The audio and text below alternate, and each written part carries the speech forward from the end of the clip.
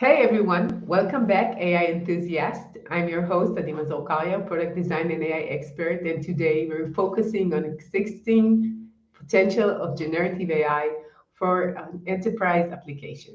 Joining us is a successful AI entrepreneur with extensive experience in implementing AI solutions for businesses.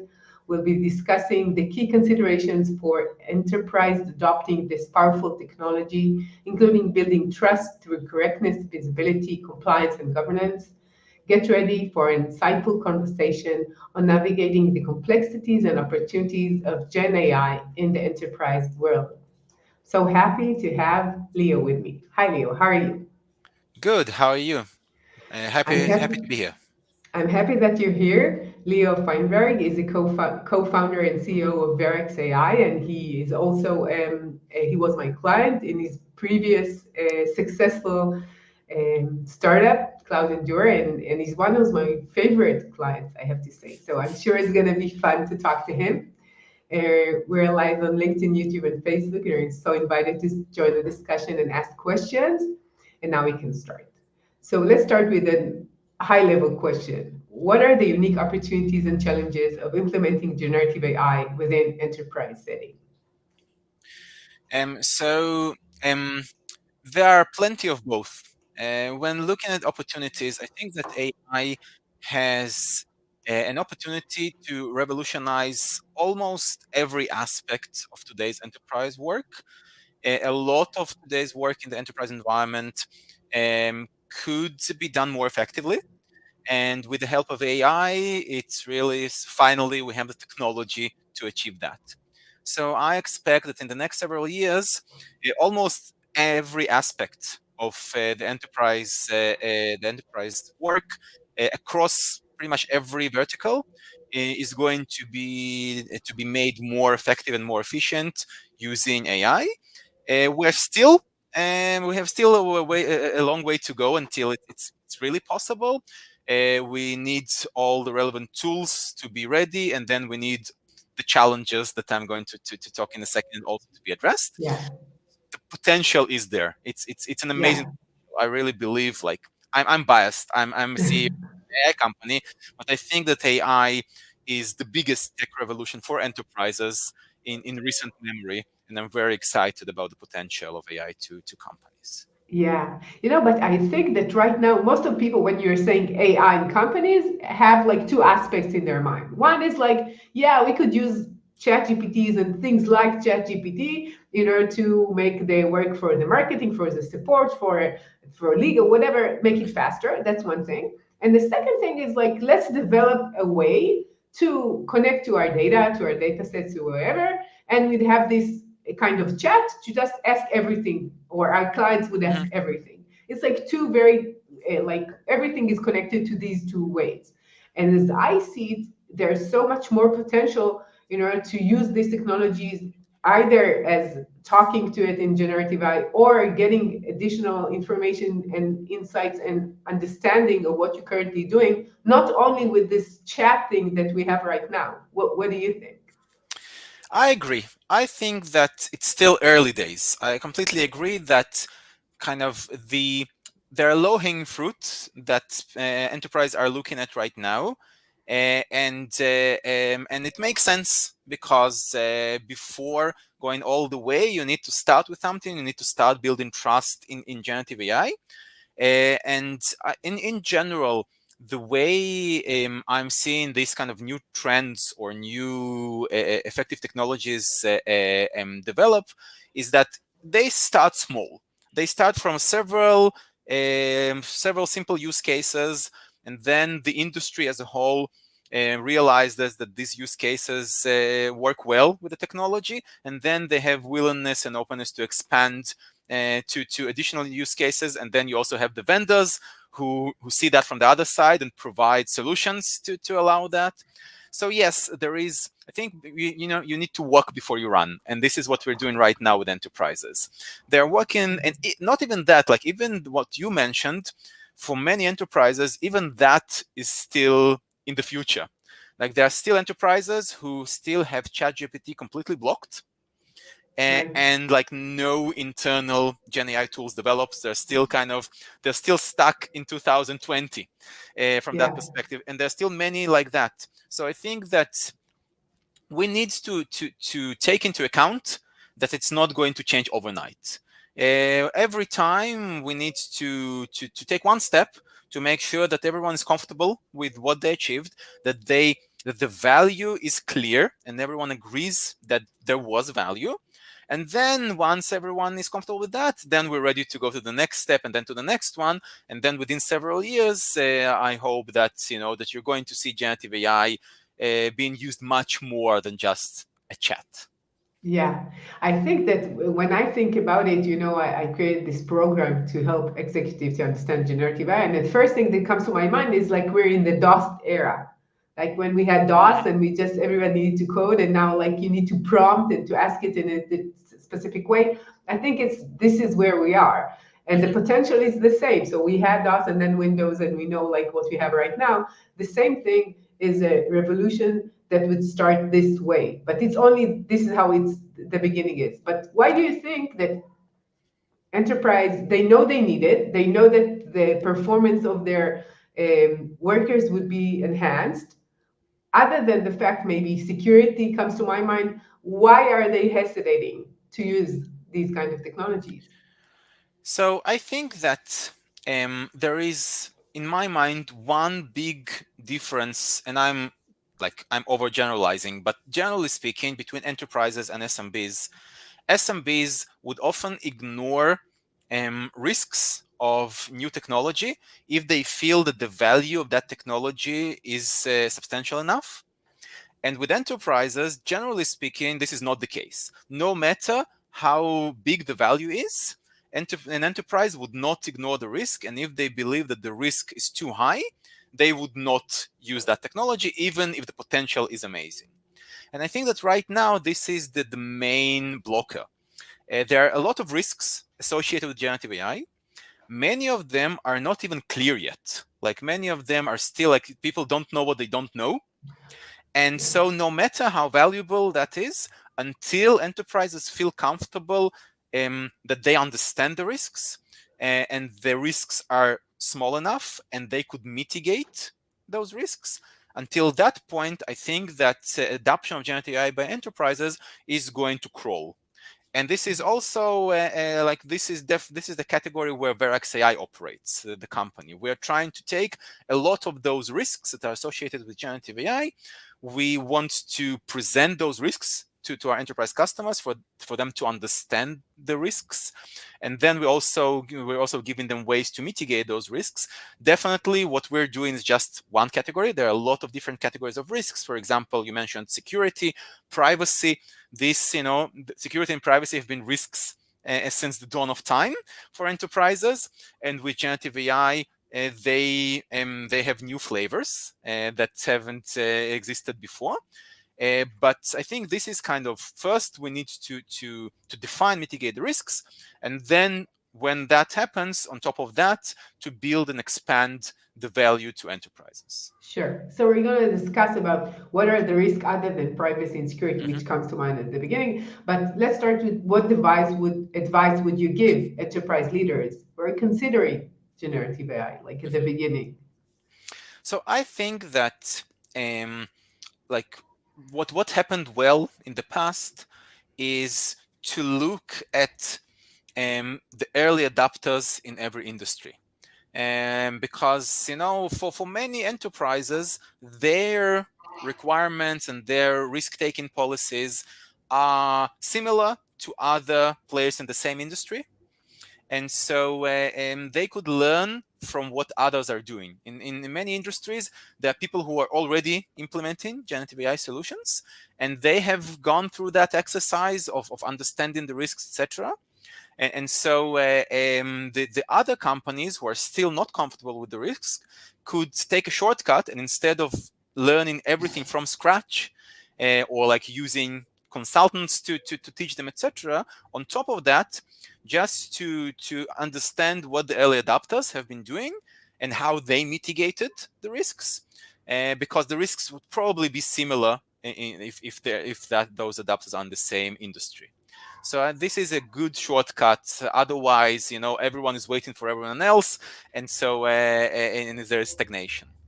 Yeah. So let's discuss the additional risk. What are the risks that comes to mind when Right. doing something generative AI in So enterprise? the way we look at it is that generative AI, even though it's software, there are similarities between generative AI solutions and humans that weren't there for traditional software. When you look at traditional software before the age of AI, that software is very deterministic and it's very constrained.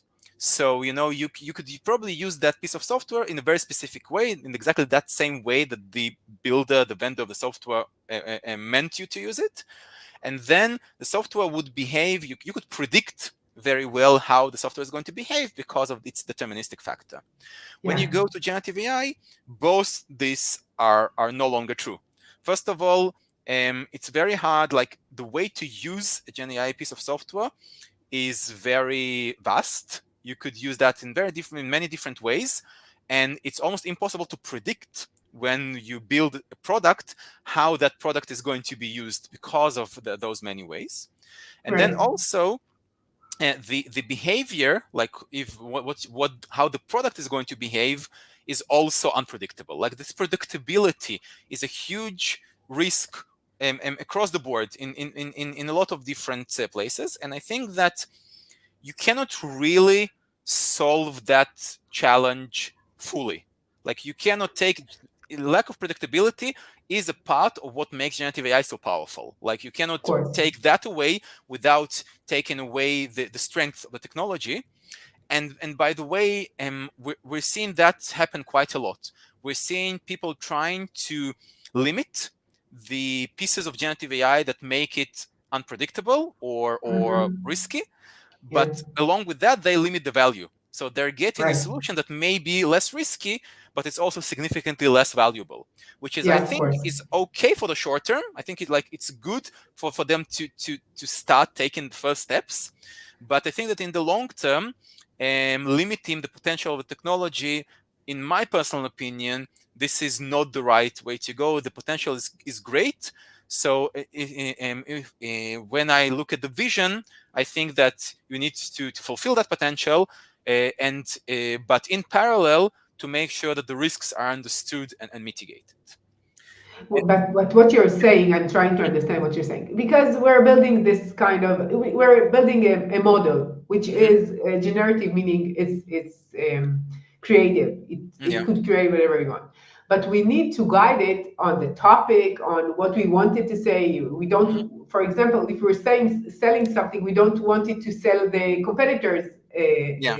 services, for example, and we don't want it to go into topics which are controversial, Mhm. and we don't want it to say some things in specific ways. And especially when you have this model, you want to what we call fine tuning or add guardrails in order to make Mhm. sure that he talks about what you wanted to talk about.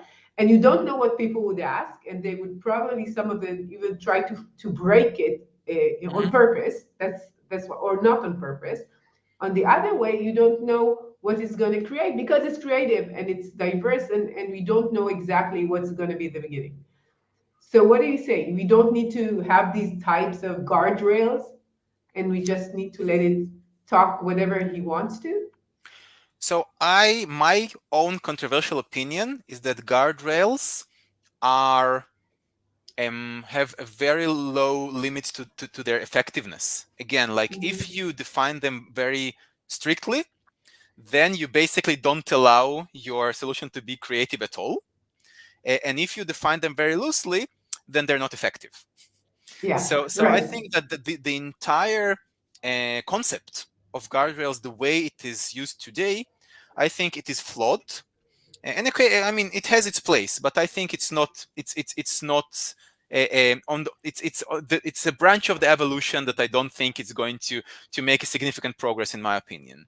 The way I Mhm. look at it, as I mentioned before, I look at generative AI to be somewhat similar to humans, and it's the same thing with humans. Humans are unpredictable, and you cannot really, you can't put guardrails on a human, You have to accept the fact that every human is different, and there are going to be different challenges with different human employees, and you cannot really, you cannot predefine everything. You have to work with them.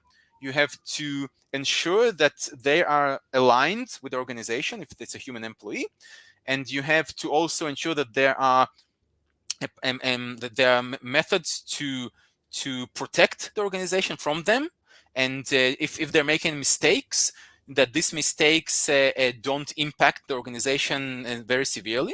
And all of these processes have existed for centuries, like since companies, as big companies started existing and had employees, then these methodologies were created. Like the simplest one is the hierarchy of the managerial structure. That's the simplest way to ensure that if someone makes a decision, they're only allowed to make a decision on their level, and on something on higher level would require an approval of a more senior manager. These methods have been developed for centuries, and right now it's working pretty well. Like generally speaking, if an enterprise company has well-defined processes and procedures in place, they mitigate that risk of us being human pretty well.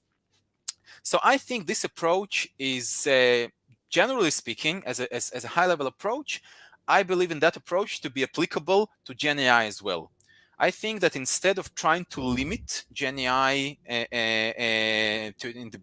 from the beginning, I think you need to constantly look at how Gen AI works in real life, and then to put a new generation of processes and methodologies in place, but to take inspiration from the old generation of things. For example, if you want to, if a Gen AI generates some kind of an output, you may want a different piece of software to review that output before letting it go out to the recipient.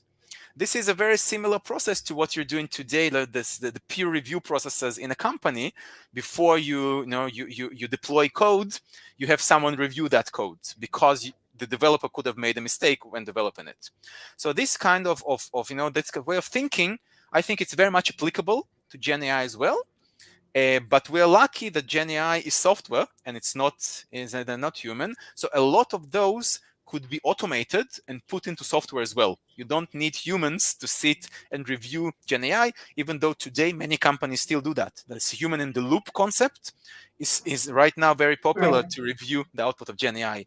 But I think that in the long term, you could have different software to serve as reviewers for Gen AI software, and you could use a software that makes sure that the Gen AI is aligned with the goals of the organization. For example, not to advertise a competitor. This is like an important goal of the organization, and this is something that you could make sure that you you don't limit that. Like instead of limiting, you kind of constantly control your Gen AI.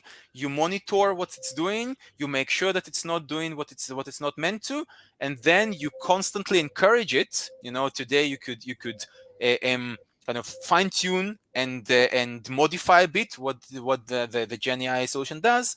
And if you do that continuously while it's in production, based on what you're seeing from its current quote unquote behavior, this, I think, is a much more robust way to trust Gen AI in the long term than static guardrails, which is the current generation of the risk reducing tools which is being used for generative AI. Mm, I see. So what you're saying is if we're relating to Gen AI as a person, we Mhm. need to build another agent or person or someone who would be our representative, or saying like we're a company selling this, our competitors is this. Mhm. So we don't want to sell the competitors. We're not usually talking in this way. We're not. It's like training a new employee, which is the Mhm. Gen AI, to work with your company, more So or it's less. both training and also monitoring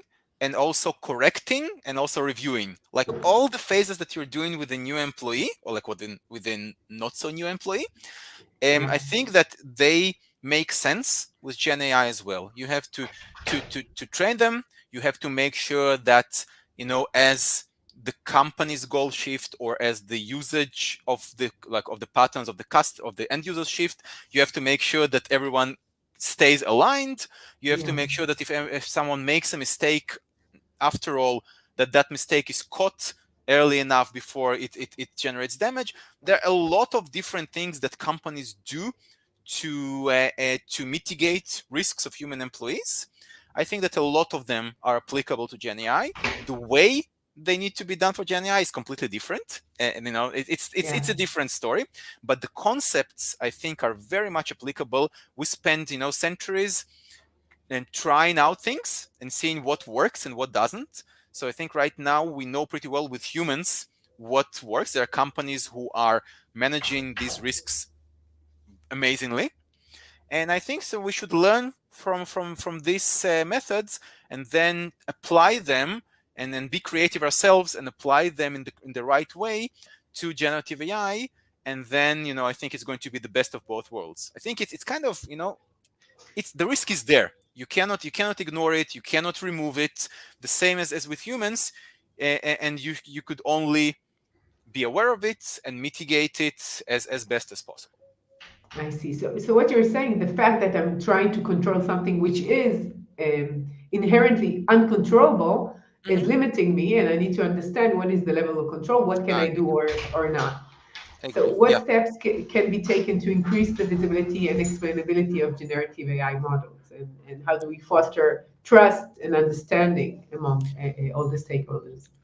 So I think the first step, again, there are a lot of things that could be done, and I think that many of them we would need to do iteratively because we need to try things in production to see what works better and what works worse, and then like try other things. But I think the first step that I'm a big believer in is to gain visibility in production.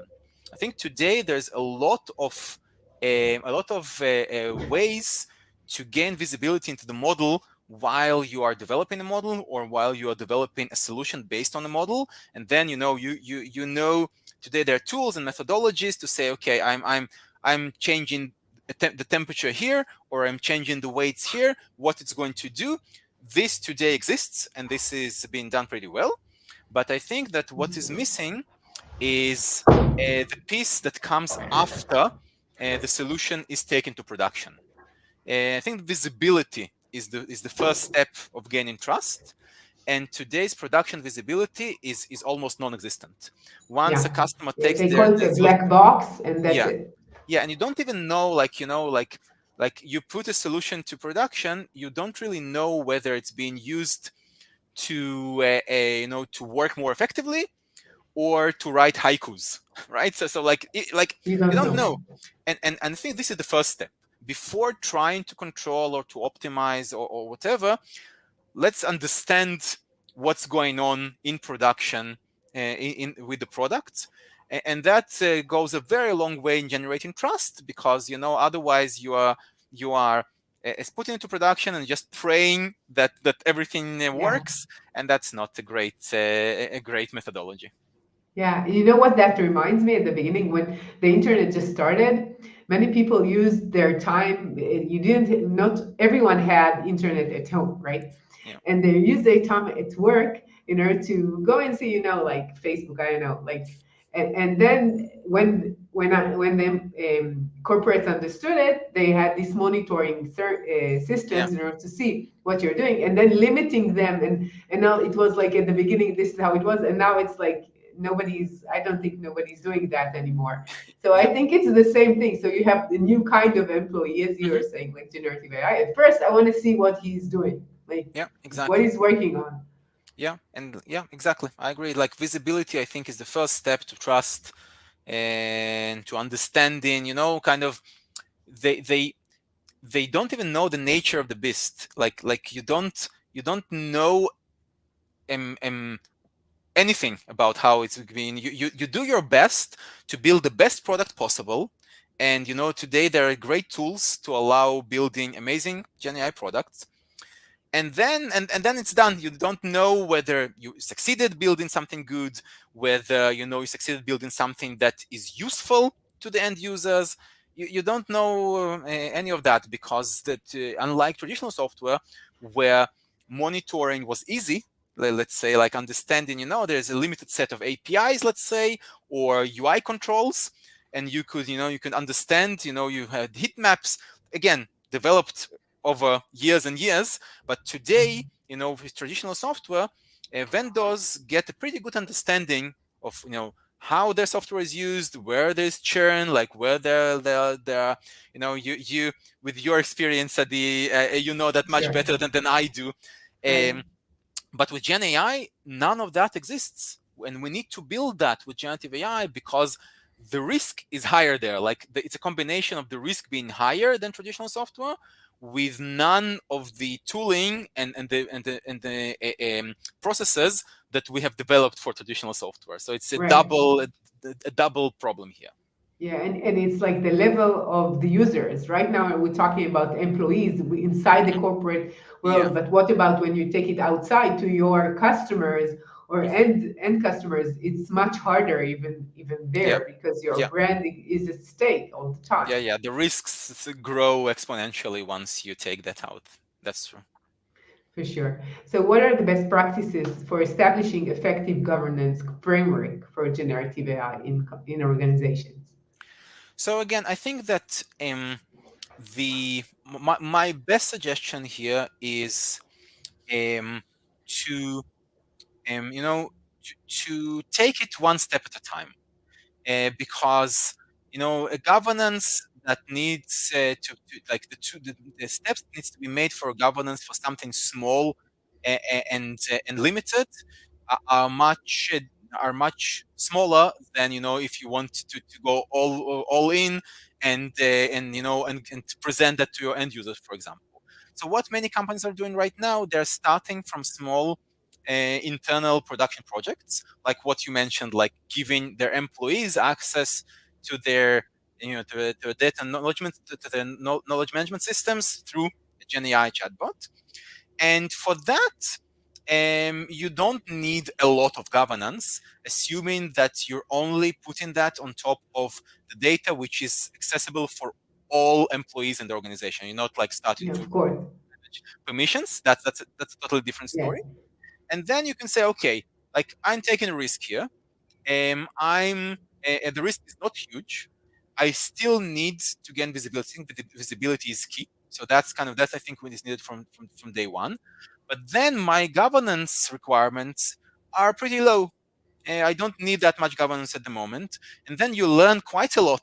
If you have visibility, then you definitely learn quite a lot from how it's being used, from what it is. And then when you go to the next step, for example, you do add access to data which is not accessible to all employees, and there are permission considerations. Then you build on top of what you learned from a previous step, and then you improve your governance and your and your compliance methodologies, etc. So every time, take a small step forward, learn all the lessons from the previous steps, and then build that extra layer of governance on top of that. I think that at Yeah. some point, when generative AI is going to access the most sensitive information every company has, and on the other hand, is going to present something to end users, like that potential future, you would need crazy levels of governance to make sure that Sure. this connection is not done incorrectly. But we have quite a long way till then, and I think it's just baby steps, but taking steps, not stagnating, like not saying, okay, that I'm done, I did my share of work in generative AI, great, it worked great for me, no more for me to do. I think it's also a mistake. I think the potential is huge. So move forward, but very, very slowly. Yeah, I think that most companies, not just enterprise, are saying like, I understand it's going to be a revolutionary. I understand it's going to be there, but how much do I need to invest in it? How much do I need to buy into this idea? Maybe it's a trend. Maybe it's like everybody's talking about it, but maybe it's just a chat and that's it. Maybe Hmm. it's not going to be more than that. And there is a question, although many people say it's going to be big and we need to be prepared. But Do you have any question mark that maybe it's just a trend? I personally don't think it's a trend. I'm going to have hard time to convince anyone who thinks it does. Like it's it's my opinion against theirs. It's Right. no, there's no hard evidence to either way. I think it's going to be a trend, but I think that um what you said is very true, and it connects to what I said before. I think that today people are putting things like guide rails in place so tightly that when the solution is launched, the potential of generative AI is not visible that much. So you launch a solution, you limited it very, very strongly with all sorts of static uh, um, um, um, um, protection layers like guardrails, and then it's basically you don't it doesn't have any creativity. So when the senior management looks at this and says, okay, I see this, it's not that different from my non-gen AI chatbot that I had 2 years ago. Of So course. maybe it's not such a big deal, this all gen AI revolution, which is wrong, because it is a big deal. And the only reason why it's not shown, because the people who developed that solution were forced to mitigate all those risks, to take that to this extreme of really limiting the potential. So I think this also slows down the adoption, because in many real life solutions you have to forcefully, with today's tooling forces you to either limit the potential or take risks that many companies are not comfortable with. I think there is a path which is the best of both worlds, and this is what I'm trying to advocate here. I think it could still utilize a lot of that potential that Gen AI provides even today, and still get visibility into risks and mitigate them without limiting the functionality that much. I think that's kind of an approach which is not very standard these days. These days, it's all like, at the beginning, it was all very skewed towards the value, like ChatGPT. You see like how amazingly it behaves. And then there was this movement all the way to the other extreme. Let's limit the potential as much as we can because it de-riskifies us. But I think the truth is in the middle. I think we could have much more potential with much more risk mitigation. And this is when we find this sweet spot. This is, I think, when we're going to really accelerate the adoption of generative AI by enterprises. Yeah, when you're talking about it, the first thing that comes to my mind is the fact that people want control. And Mhm, sometimes when they have something which is very powerful, they feel the need to control it even more. And mhm, in this technology, it is very powerful and very surprising and unpredictable. And therefore, they're trying to limit it to what they already know. What they have right now mhm, is a salesperson, support person, a chatbot, and they're saying, okay, we have this very powerful thing, but we want it to be very, very close or similar to what we currently mhm. have because we can control it. We know exactly what are the Q&A and what would people get the answers for. And therefore, this is how we see it.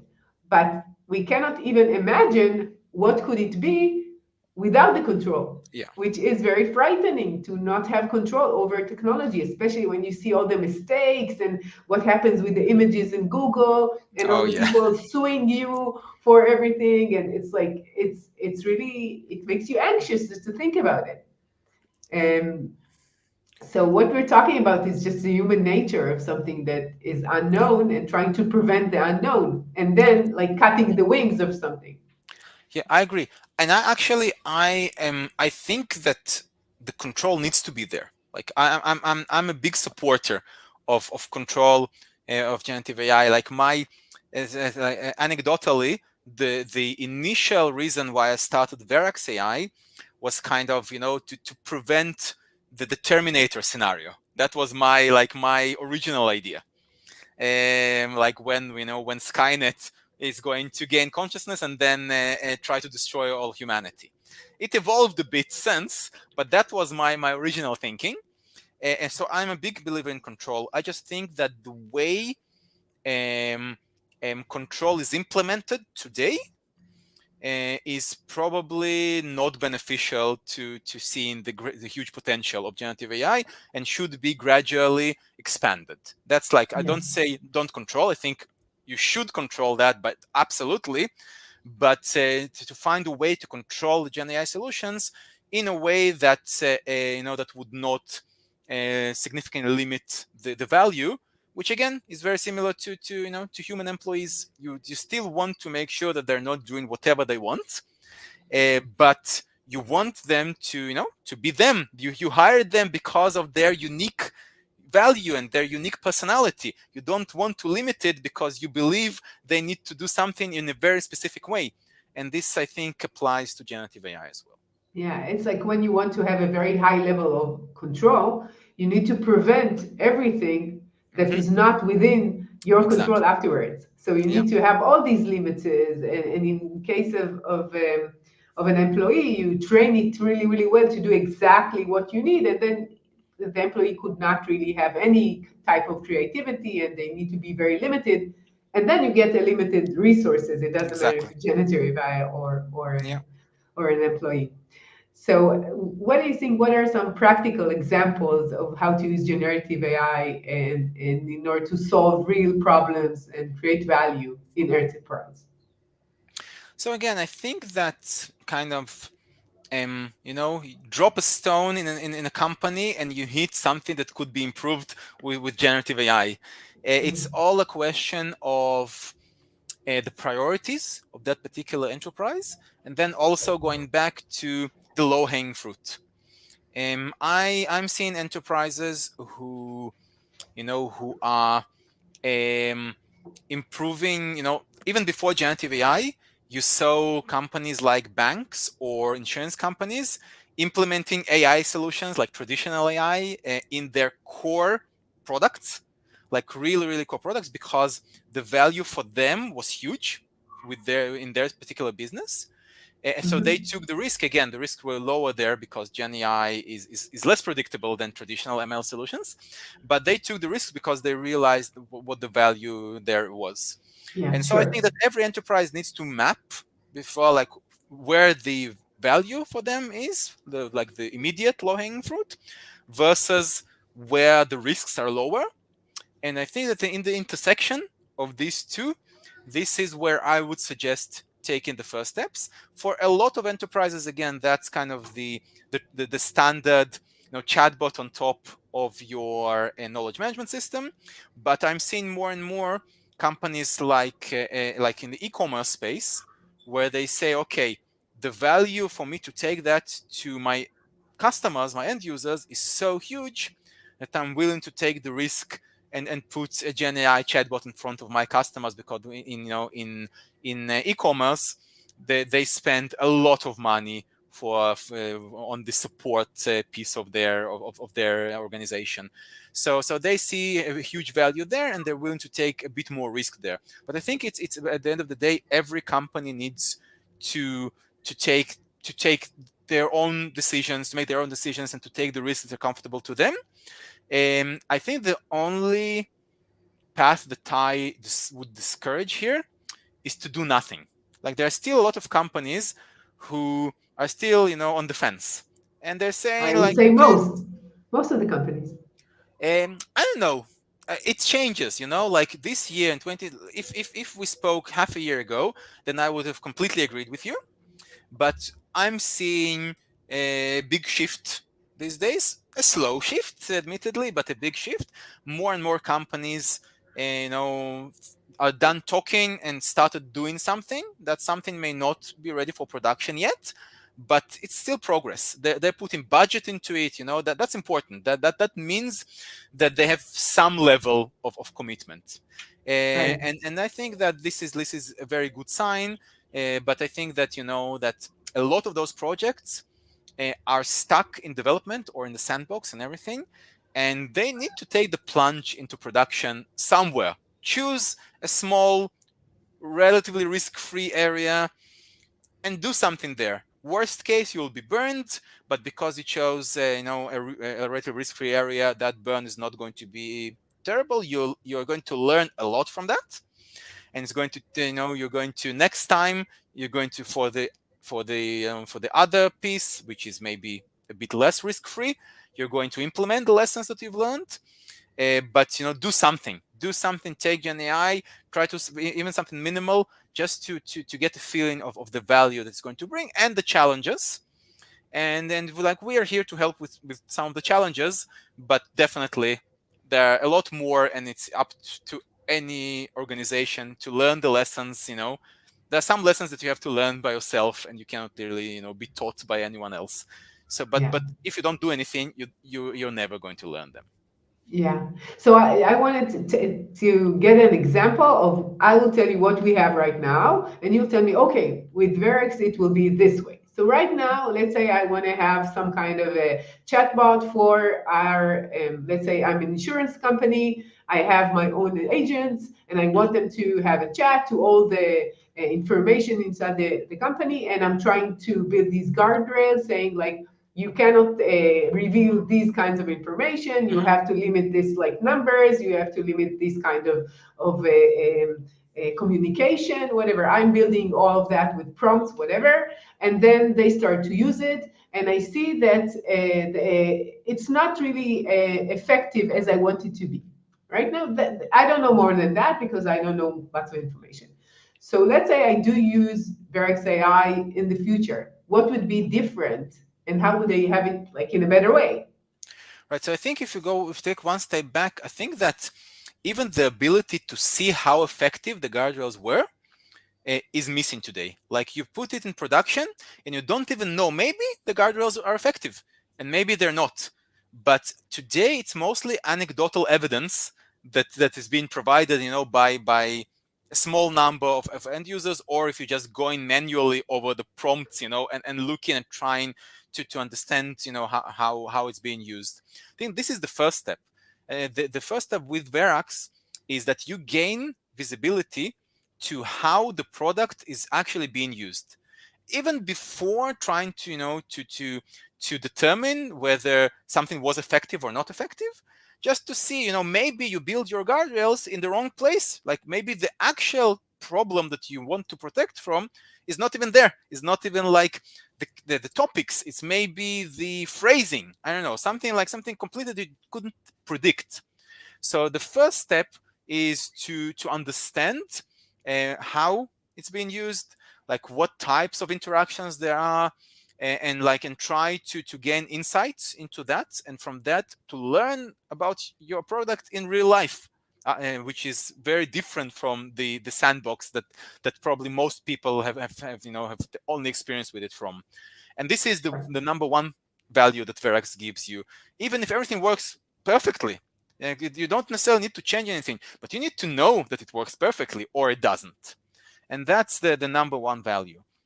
And then also, when you feel confidence that you understand how your product is being used, and you could analyze those patterns, and get answers to all sorts of questions that you have for yourself about the product and how it's being used, then Verax could help you detecting the issues, the problems, the way it's being used in a way that you didn't want it to be used. And this is the second value of Verax. And then the third value is by gaining insights into those interactions that are considered to be, not as intended by you. And then from the insights, it gives you the ability to understand how to fix, like maybe to add another guardrail, or maybe to change your RAG to kind of to optimize that, because currently the RAG pushes wrong information to customers, or maybe to fine tune. But Verax gives you a lot of deep insights to help you figure out what you need to do to fix those problems. And then in the next version, a lot of those problems Verax would fix on the fly before they have the opportunity to reach the end users. Yeah. So this is, I think, the big difference between today without Verax and tomorrow with Verax. Yeah. And you just mentioned RAG. RAG is the way to retrieve the information from your knowledge base to the LLM and to the user. It's just not being too technical here. what you're saying is another thing, I think, because right now we have the model. It doesn't matter if it's a model of third party. I build the model. It's open source, whatever. There is a model. Sometimes it's really close and I cannot do anything about it. Sometimes I get some information from it. And there is the usage and how I'm using it. Right now, I can read the prompts, but I don't really have the time to read all the prompts and to really understand. So, Mhm. so I need visibility to really understand what's going on. And I could implement additional cases in order to make it more effective, even like working better with the database, working better with the model, working better with the users, getting better results from what we just have done, and maybe enhancing the way that things are done right now. Even as you mentioned, missing guardrails or editing the current guardrails will help us feel more secure with it. Right. And there's another component that I think is often overlooked, and that's the business logic on top of the model. I think that today people are talking about models, but they're not talking enough about solutions. When you look at a complete solution, from the way we see it, it contains one or more models. If it's a generative AI solution, it Mhm. contains the data, which could impact the behavior very significantly, because the same Sure. exact model could work completely different when fed with different types of data. And Sure. then it also includes the business model, which is not generative AI, but guardrails is a part of that, but not just trust related, but all sorts of additional logic which is put on top of the model to create a whole solution from that, like authentication, for example. Authentication is not a part of the model, but if you want to do some authentication, you put that on top. And we could see that with ChatGPT. Like ChatGPT uses the same or like similar GPT model to what you could use for your own solution, but you could see like it could do a lot more than a lot of custom GPT based solutions that are built there. And the best guess is that the way like the reason it does it is because there is additional logic on top of the model, which is not a part of the model, which is implemented there and makes it even more powerful. So I think that when like optimizing the model or the RAG or everything around the model is very important. But when you look in production, the data and the business logic also contribute to the final behavior. And so you need to look at the overall behavior of your solution and not to be fixated on just the model, as it is often the case today. Yeah. Yeah. I didn't hear your last sentence.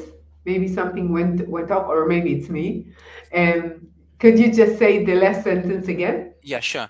So I'm saying that you shouldn't focus just on the model when there is a Gen AI Right. solution. Today, there is a tendency to fixate on the model as being kind of the most important piece of a generative AI Yeah. solution. Right. But I think that it's not enough. Like data and business logic are arguably as important as the model. And when you look at Yeah. the solution, you need to look at all of that holistically, Of and course. because everything contributes to the end result. Okay, so give me an example of business logic. What does that mean for you when you're saying business logic? So again, like the simplest example is data access management. Like Right. let's say, okay, I want to make sure that an end user will not get a response that is based on information that end user is not authorized to see. So Right. that is currently not a part of the model. It's not a part of the RAG usually, but it is a very important part of the It solution. is, So of it course. is a part of the business logic. And if that Hmm. part breaks for some reason, like there is an issue there or something like that, you have a problem, even though the model is not to blame, the RAG is not to blame, the data is not.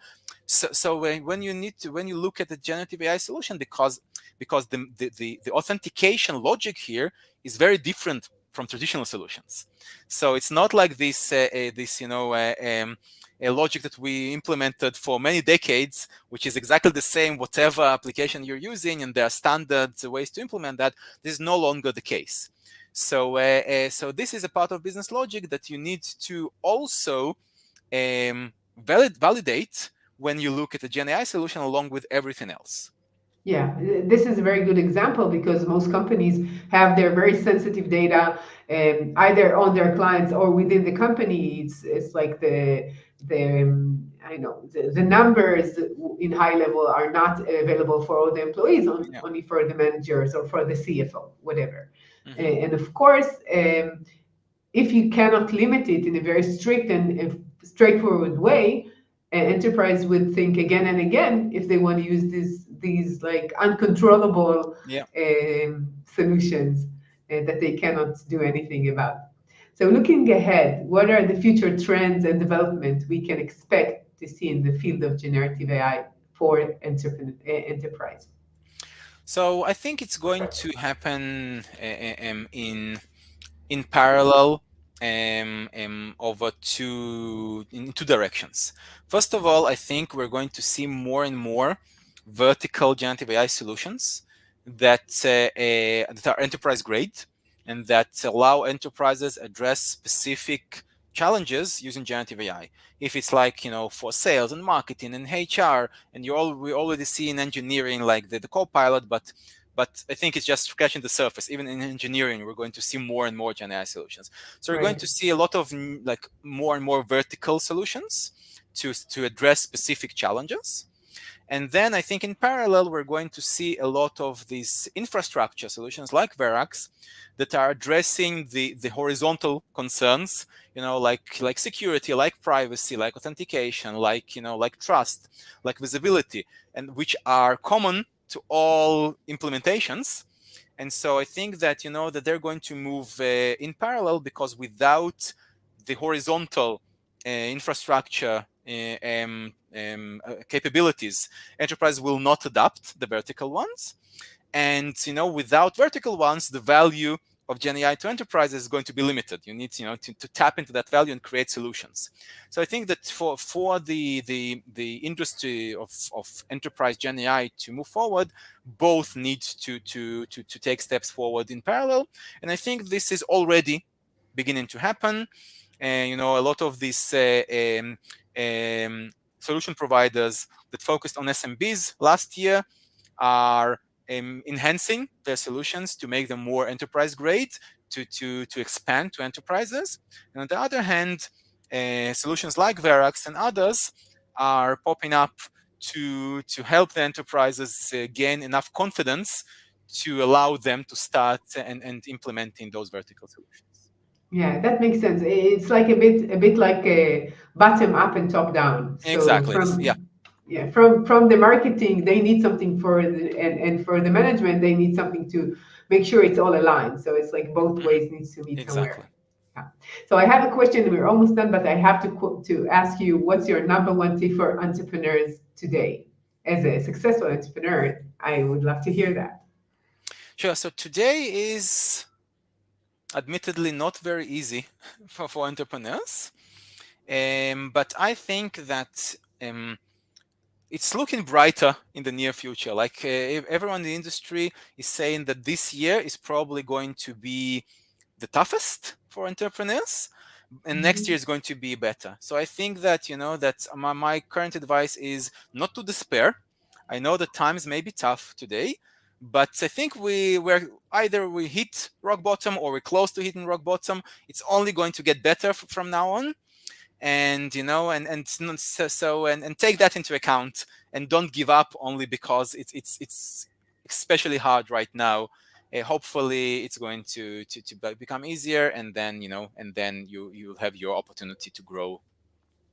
Yeah. Why do you think it's harder? I heard that in the US, the investment is growing bigger and bigger. So why do you So the think it's numbers, harder? it's funny. Like there's so many numbers flying around. Basically, you could make any claim and back it with Yeah. numbers, and like and Yeah. take making a contradictory claim, back it by numbers too. It's hard to say. We're seeing trends like VCs having tough time to raise their capital from LPs, which is normally a sign of the market and not being in a great shape altogether. So I think this is kind of the Mhm. number one KPI that demonstrates that times are tough right now. And I'm Right. also hearing like anecdotally from the investors that I'm in touch with, the entrepreneurs that I'm in touch with, and I'm also seeing that when I compare my current experience with the experience that I've had with Cloud and Duo and with AccelerWeb before that, I think it's like it is difficult times, but I think that we are like a lot of those difficulties were because of the contrast, from between now and what we had 3 years ago. Yeah. And after the dust settles, everything is being restructured and built again with the current situation in mind. And at the end of the day, if when you do that, there's enough capital currently in the market.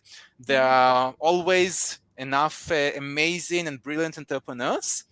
So again, once we end this period of confusion that we had after the world changed, and many people believe that this year is kind of the last of it. I think it's going to become better again. Yeah.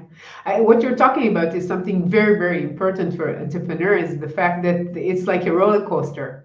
And sometimes Mhm. you're down. And you Yeah, need to remember that although it makes you a bit anxious because you don't always know when it's going to go up, and the power to still believe that it's going to be there, the up way of yeah, the roller coaster is so yeah, important to keep the yeah. belief for an entrepreneur. Yeah, I think you need to be optimistic if you're an entrepreneur. Otherwise, it's going to destroy you. You I have think you that. You need have. to be optimistic if you want to live in the world. That's true. That's true. Today you need to have optimism. That's true. For sure. So, thank you for your time. And I want to ask you, where could people meet you or hear about Verax, hear about you? How can they contact you? So right now we're kind of still in quote unquote stealth. So our website verax.ai is very minimal, but it does allow people to subscribe to updates, and we are planning to have very major updates in the next couple of months. So um, I'm happy for anyone to contact me personally. I think it's very important to have personal conversations. So anyone who wants to contact me could. I'm not sure if you're going to have my details later Yeah, attached to this I thing. think I added the LinkedIn to the Okay, that's perfect. conversation. Yeah, so Yeah. I'm answering everyone like who isn't trying to sell me something. So really happy to be contacted. And for anyone who wants to know a bit more about Verax specifically, and not necessarily myself, just subscribe on our website verax.ai, and you will be notified when the next big update is going to come. Wow. So before I thank you for your time, I want to tell you that you're one of the entrepreneurs I really believe in. So I don't know if it's worth something, but I believe that you'll be very successful again. So just Thank remember you, that too. thank you. It means a lot to me. Thank you so much, Eddie. Sure. And I want to thank you for your time and insights. And it's always fun and insightful to talk to you, but you always open my mind to a different direction. You think about it differently. So thank you for that. I try not to think the same as everyone else. Yeah, thank you. Thank you for your time. Thank you for And inviting me. It was great sure, fun. Thank you. sure. And to all of you change makers out there, thank you for joining us. And if you found this episode valuable and insightful, just share it. And I'll see you again next week with another innovative, insightful talk. See ya.